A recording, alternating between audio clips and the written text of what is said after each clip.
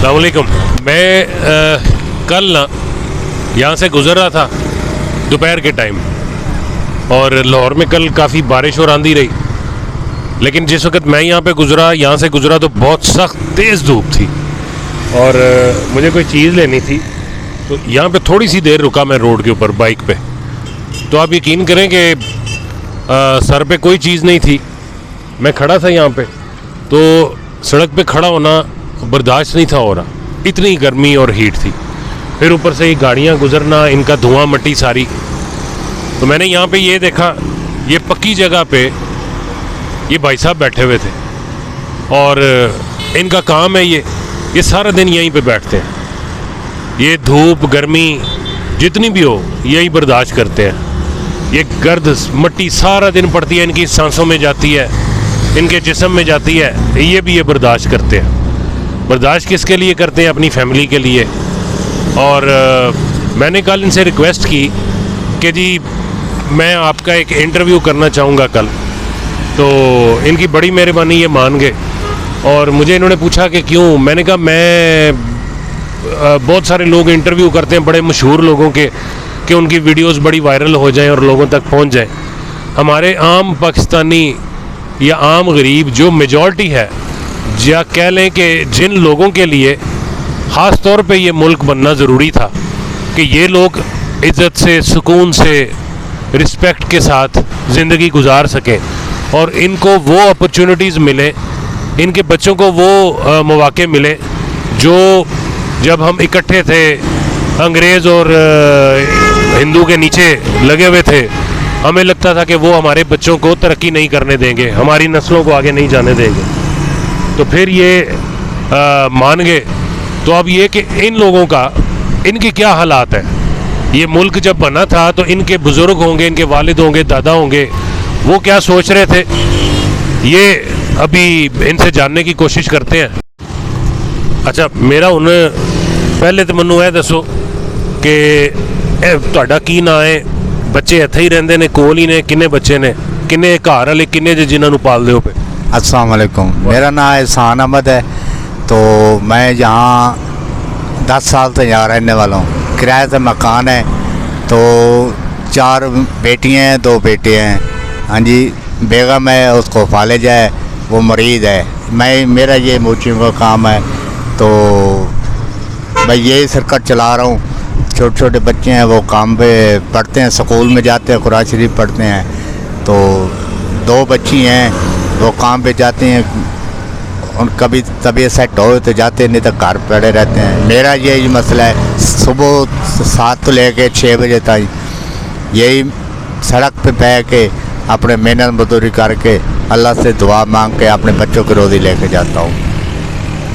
तो भाई साहब ने कल रिक्वेस्ट की थी, मैं ताबेदार, हम आपकी बहुत इज़्ज़त करते हैं, तो ये बयान जो कहेंगे हम बताएंगे आपको। तो ये मुझे बताएं कि आप यहाँ पे बैठते हैं ना, आपके सामने सब जैसे ये गाड़ी गुजर रही है, ये करोड़ रुपए की, 1 करोड़ रुपए के पास पहुँच गई है। मेरा आपको अंदाज़ा ही नहीं होगा कि कितनी रकम है। ये बड़ी बड़ी गाड़ियों वाले भी जूते ठीक करवाते हैं। तो क्या कि उनके जहन में, दिल में होता है कि जैसे आपने कई दफ़ा होता है कि हम जिन लोगों से बहस नहीं करनी होती कि सस्ता कर लो, उनसे हम कोई इजरा नहीं करते कि सस्ता कर लो, उनको मुझसे ही पकड़ा देते हैं। और वो जो गरीब जो होता है वो 50 रुपये मांगता है, कहते हैं नहीं 20 ले लो। ये बड़ी बड़े लोगों से भी ये देखने में मिलता है आपको? हाँ, बड़े बड़े भी बहस करते हैं, यार 30 का काम है तो 50 लेते हो, जब 100 का काम है। अब ये है, तले पड़े हैं, ये फोम वाले हैं, ये 90 रुपये की जोड़ी मार्केट से मिलती है, 10 रुपये मुनाफा लेता हूँ मैं, काट के उसको फिटिंग करके दे देता हूँ। फिर भी ये ना वो तकरार करते हैं।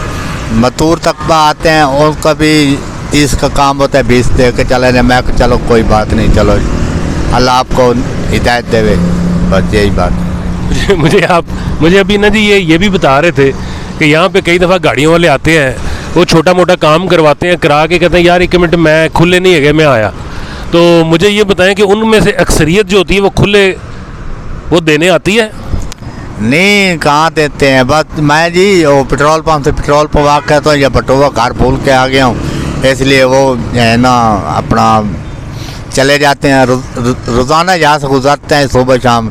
दिल नहीं करता उनका जो भाई मजदूर बैठा है, परदेसी है, तो इनके जो है ना एहसास करे उसकी मजदूरी हक में दे दें, लेकिन नहीं देते, चले जाते हैं। मैं उसको बुलाता भी नहीं हूँ। अच्छा, ये एक तो ये मुसीबत भी हो सकती है ना कि वो ये समझे कि यार 10-20 रुपए ने ਇਹਦੇ ਨਾਲ ਮੈਨੂੰ ਕੋਈ ਗੁਨਾਹ ਨਹੀਂ ਜੇ ਮੈਂ ਮਾਰ ਜਾ।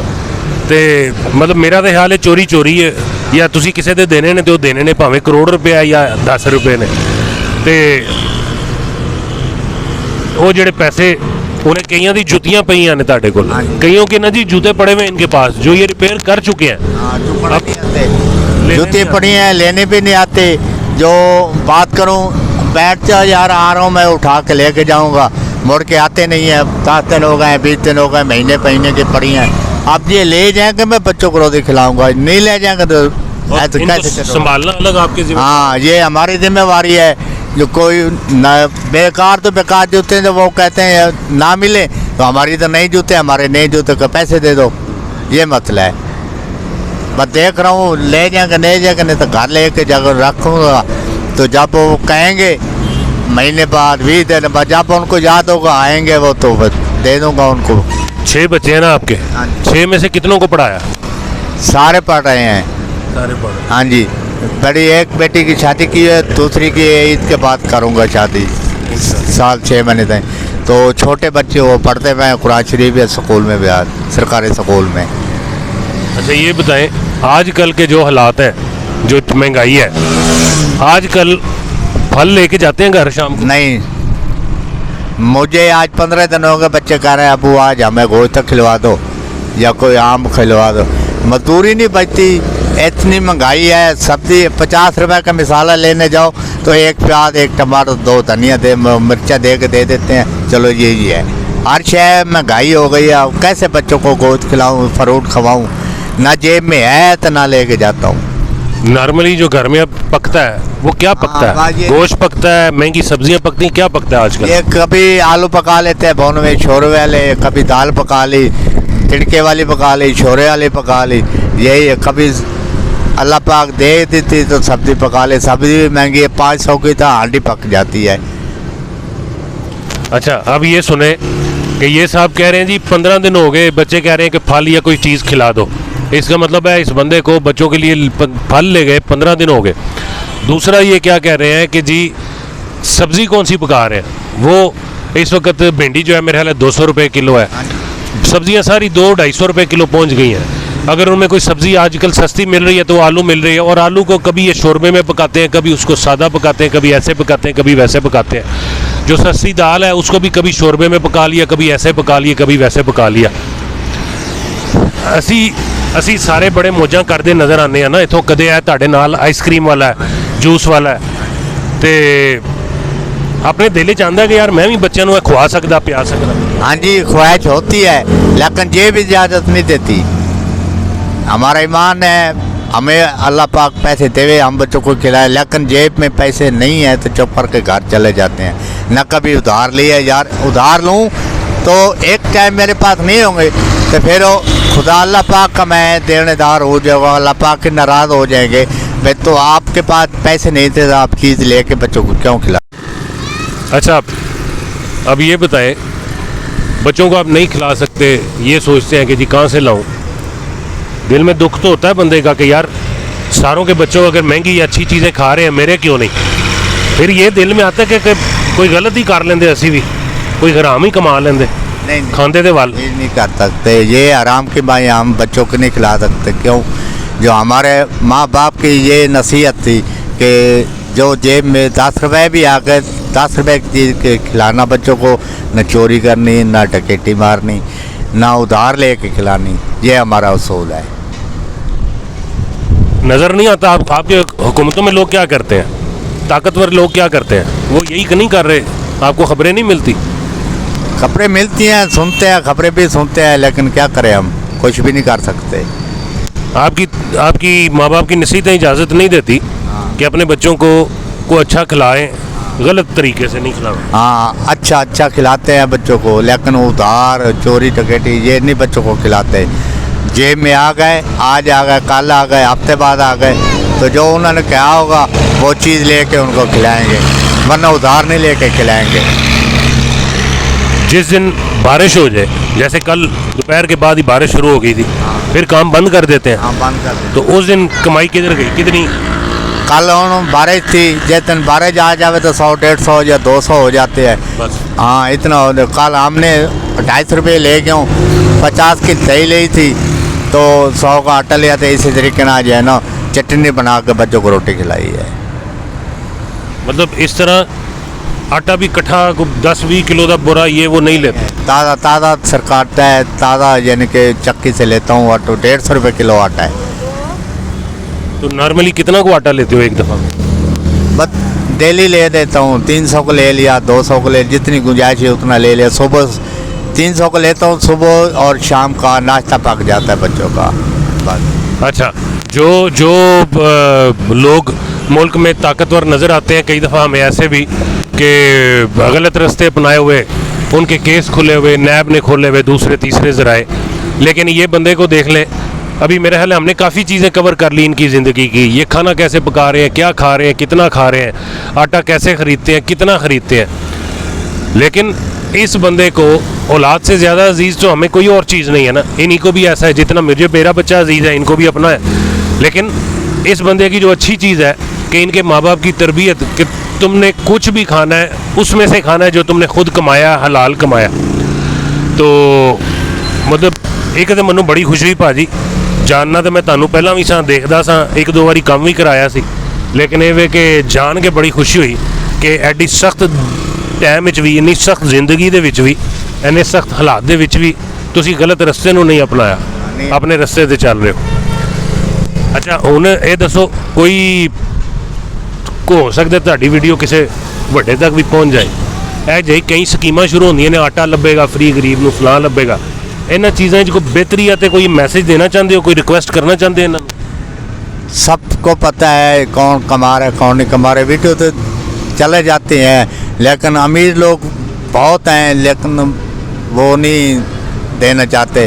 भाई इनको यार मतलब बैठा गरीब आदमी बैठे, कोई 500 रुपये दे दूँ या आटा ले ले या कोई फ्रूट सब्जी वगैरह ले ले, ऐसा नहीं दे के जाते वो।